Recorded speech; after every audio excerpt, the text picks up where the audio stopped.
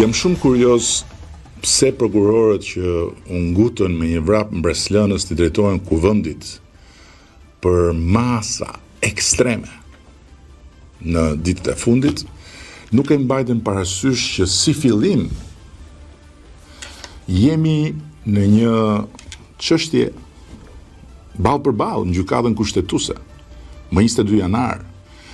ku gjykata më e lartë e vendit do të gjykojë në themel çështjen e masës së pezullimit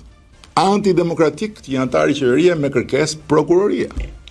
Dhe ngre këtë pyetje sepse në çdo vend ku drejtësia nuk vrapon po gjykon,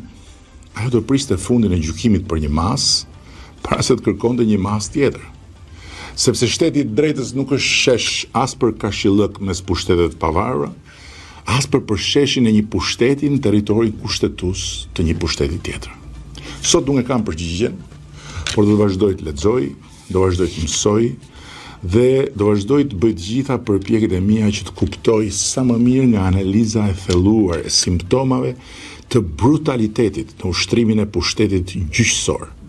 Dhe me siguri do ta kem në kohën e duhur edhe përgjigjen time për sa më lart. Por në ndërkohë, sikur është bërë qartë edhe në komisionin e mandateve në kuvend, nuk ka asnjë gjas që ne, shumica qeverisëse dhe parlamentare e këtij vendi,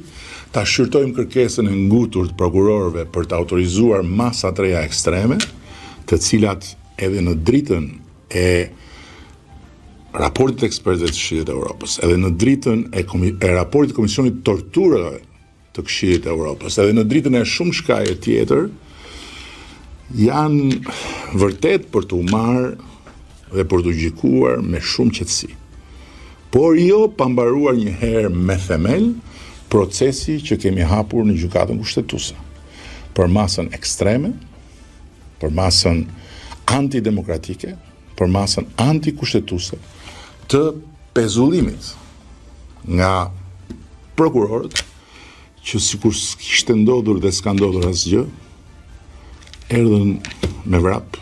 të kërkojnë masa të tjera. Drejtësia nuk vrapon, drejtësia gjykon.